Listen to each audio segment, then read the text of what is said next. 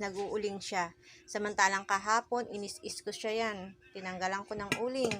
Ayan guys, ang laki ng problem ko ngayon sa aking mga kasirola.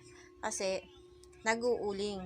Ngayon, bibigyan sa ng mga kasirola ko ngayon. Ayan guys, nag-uuling siya.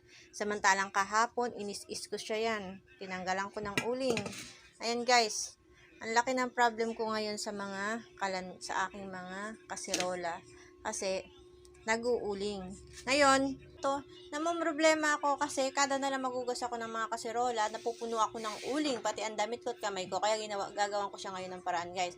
Tignan ninyo, kaya kung bakit nag-uuling yung kalan, ito ang dahilan. Pansin ninyo yung apoy niya, pula, malaki, sabog. Ang gagawin natin yan, guys, ganito lang ang gagawin natin. Kunin natin ang pinaka-burner. Yan, guys. Kasi, lalo na kapag luma na yung mga kalan, yan, kunin lang natin yung burner. Ayan, guys, ang gagawin lang natin, yan yung pinaka-burner na yan, guys. Pero dahan-dahanin lang natin para hindi siya masira. Lalo na kasi yung iba, kapag maluma na at matagal na, mga sira na yung likod. Pero ito, medyo bago pa naman siya. Pero matagal na siya nagamit. Ang gagawin lang natin, guys, yan. Kaya nag-uling ng mga kalan natin, yan, guys. Maubos na yung laman niya. Yan. Tak-tak lang natin siya, guys. Play. Badi, ayan siya, guys. Kasi kapag ano na natin yan, pinagpag natin siya ng pinagpag, ayan. Yan ang nakukuha sa loob. Imagine mo, guys. Ganyan siya. Ganyan siya.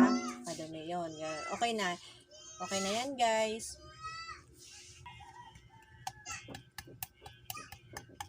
Yan. Ipakapagpag natin siya, guys. Hanggang sa lahat ng duming nasa loob ng burner natin. O, yan, guys. Wala na siya. Malinis na siya. Ibig sabihin, pwede na natin siyang ibalik sa ating kalan. Okay yan, tapos punasan lang natin siya para sure na malinis na siya. Tapos guys, ito, madumi din kasi yan. Inisan din natin siya.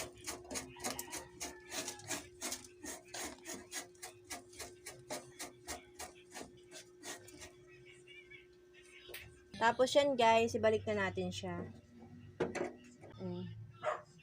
Yan guys, yan. Pag na-sure na ibalik na natin yung burner, taas lang natin siya. Ayan siya guys. Yan. Ito. Ayan siya.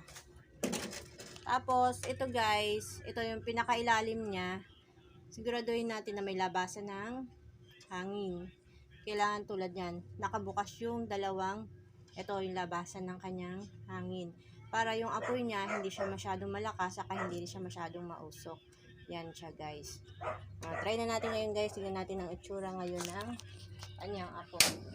O yan guys. Hindi katulad kanina na sobrang lakas, tsaka sobrang laki ng apoy. Tsaka pula yung apoy niya kanina, ngayon blue na. Ibig sabihin yan, hindi na mag-uuling yung ating kalan. Ito ngayon, yan guys, try natin.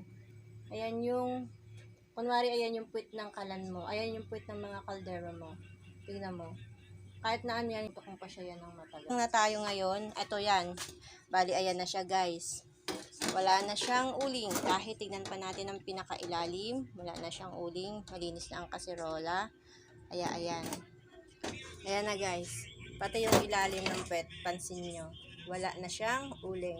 Kaya, gayon lang po ang gagawin natin guys para hindi tayo mamroblema sa mga kasirola nating maiitim at puno ng uling.